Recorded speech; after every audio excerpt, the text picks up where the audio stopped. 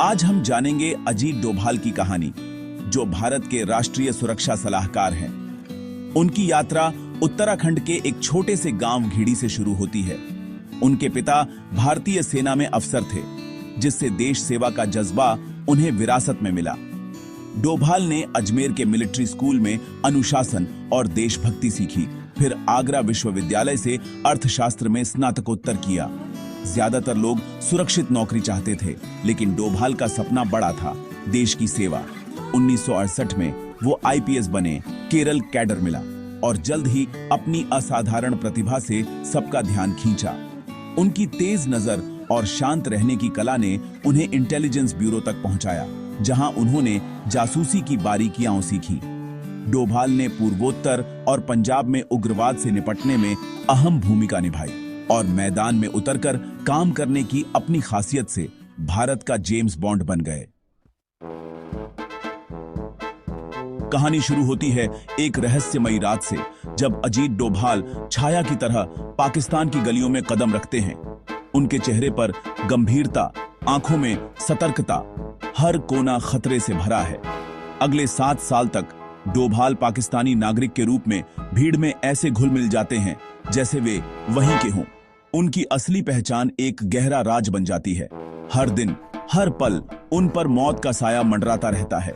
एक छोटी सी गलती और सब कुछ खत्म। उनका मिशन था पाकिस्तानी सेना, आईएसआई और आतंकी संगठनों की हरकतों पर नजर रखना और हर छोटी बड़ी जानकारी भारत तक पहुंचाना। वे गुप्त सूचनाएं इकट्ठा करते, नक्शे बनाते और दुश्मन की चालों को समझते। एक बार लाहौर की एक भीड़ भाड़ वाली मस्जिद में उनकी असली पहचान उजागर होने ही वाली थी। लेकिन डोभाल ने अपनी चतुराई से हालात को पलट दिया, जैसे कोई जादूगर खतरे को टाल दे। 7 साल की इस जासूसी यात्रा में उन्होंने जो सूचनाएं जुटाईं, उनसे भारत ने कई साजिशों को नाकाम किया और आतंकी नेटवर्कों को कमजोर किया। यह सिर्फ जासूसी नहीं थी, यह देश के लिए एक तपस्या थी, एक अनदेखा बलिदान। आज भी उनकी बहादुरी और सूझबूझ भारतीय खुफिया एजेंसियों के लिए प्रेरणा है, एक सच्चे हीरो की तरह। 1980 के दशक की बात है। पंजाब की गलियों में डर का साया था, आतंकवाद अपने चरम पर था। स्वर्ण मंदिर की चमकती दीवारों के पीछे आतंकियों ने अपना किला बना लिया था। तभी एक साधारण से दिखने वाले रिक्शा चालक की शक्ल में अजीत डोभाल चुपचाप भीड़ में घुल गए। उनकी खुफिया नजरों ने आतंकियों की हर चाल पकड़ ली। डोभाल की रिपोर्ट्स ने सेना को जीत की राह दिखाई। पंजाब के बाद डोभाल का अगला मिशन था पूर्वोत्तर का मिजोरम, जहां जंगलों में उग्रवाद की आग जल रही थी। डोभाल ने जंगलों में छुपे एमएनएफ के 6 कमांडरों को अपनी सूझबूझ से अपने पक्ष में कर लिया। बातचीत की मेज पर उन्होंने दुश्मनों को दोस्त बना दिया। 1986 में मिजोरम शांति समझौते पर हस्ताक्षर हुए और दशकों पुराना विद्रोह खत्म हो गया। अजीत डोभाल ने दिखा दिया, वो सिर्फ जासूस नहीं, बल्कि एक शानदार वार्ताकार और रणनीतिकार भी हैं। कल्पना कीजिए, एक रात भारत की सीमाओं के पार सैटेलाइट्स की नजरें आसमान से सब कुछ देख रही हैं। डोभाल की रणनीति सिर्फ कागजों तक सीमित नहीं थी, बल्कि वह हर मिशन में खुद शामिल रहते थे। 2015 में मणिपुर में हमला हुआ। डोभाल ने तुरंत म्यांमार सीमा पार करने का साहसिक फैसला लिया। जंगलों के बीच भारतीय कमांडो तैयार हुए और हॉट परस्यूट ऑपरेशन शुरू हुआ। पहली बार भारतीय सेना ने दुश्मनों को उनके घर में घुसकर जवाब दिया। यह डोभाल की आक्रामक सोच का नतीजा था। श्रीलंका में लिट्टे के खिलाफ और कश्मीर में आतंकवाद से लड़ाई, हर जगह डोभाल की रणनीति ने नया रास्ता दिखाया। कश्मीर में उन्होंने इख्वान उल मुस्लिमीन जैसे संगठनों के जरिए स्थानीय लोगों को आतंकियों के खिलाफ खड़ा किया। यह एक अनोखी रणनीति थी। अनुच्छेद 370 हटने के बाद डोभाल खुद श्रीनगर की गलियों में पहुंचे, लोगों से सीधे संवाद किया, उनकी चिंता सुनी। उनकी ग्राउंड जीरो पर काम करने की शैली ने भारत की सुरक्षा नीति को एक नई दिशा दी। एक ऐसी कहानी जो हर फ्रेम में रोमांच से भरी है।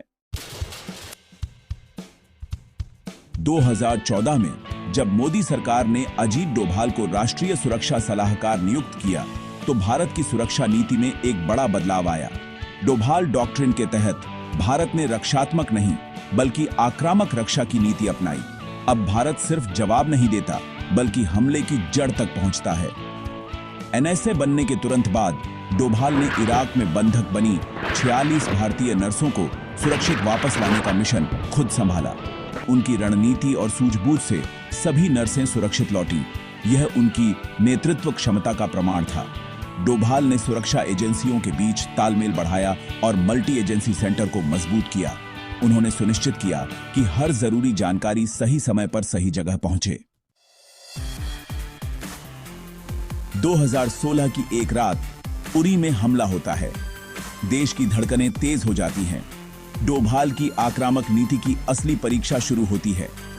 वे प्रधानमंत्री को सर्जिकल स्ट्राइक का सुझाव देते हैं। भारतीय सेना पीओके में आतंकी ठिकानों पर हमला करती है। पूरा ऑपरेशन डोभाल की पैनी नजर में होता है। पूरी दुनिया भारत की नई नीति को देखती है। अब भारत चुप नहीं रहेगा। 2019 में पुलवामा हमला होता है। डोभाल बालाकोट एयर स्ट्राइक की रणनीति तैयार करते हैं। भारतीय वायुसेना पाकिस्तान के भीतर आतंकी कैंप तबाह कर देती है। भारत की ताकत का संदेश पूरी दुनिया में गूंजता है। सर्जिकल स्ट्राइक और बालाकोट दोनों ही डोभाल डॉक्ट्रिन के प्रतीक बन जाते हैं। इन कार्रवाइयों ने हर भारतीय के दिल में नया विश्वास और गर्व भर दिया। कल्पना कीजिए, एक विशाल कमांड सेंटर जहां हर स्क्रीन पर देश की सुरक्षा की धड़कनें चल रही हैं। डोभाल का योगदान सिर्फ रोमांचक ऑपरेशनों तक सीमित नहीं है। उन्होंने भारत की सुरक्षा व्यवस्था की नींव को नए सिरे से मजबूत किया, साइबर सुरक्षा के डिजिटल किले को और ऊंचा किया और नेशनल साइबर सिक्योरिटी स्ट्रेटेजी को एक नई दिशा दी। सुरक्षा एजेंसियों के बीच तालमेल को एक मजबूत जाल की तरह बुना। डिफेंस प्लानिंग कमेटी के गठन में उनकी अहम भूमिका रही। चीन के साथ डोकलाम और गलवान विवाद में डोभाल ने पर्दे के पीछे रहकर रणनीति की बिसात बिछाई। सीमाओं पर बुनियादी ढांचे को लोहे की दीवार की तरह मजबूत किया ताकि सेना हर चुनौती के लिए हमेशा तैयार रहे। डोभाल की कहानी हमें सिखाती है, अगर इरादे फौलादी हों तो कोई भी चुनौती पहाड़ जैसी नहीं लगती। उनकी विरासत है निडरता, आत्मविश्वास और आक्रामक सोच वाला नया भारत, जिसे डोभाल ने अपने जीवन से गढ़ा है। एक ऐसी कहानी जो हर भारतीय को प्रेरित करती है।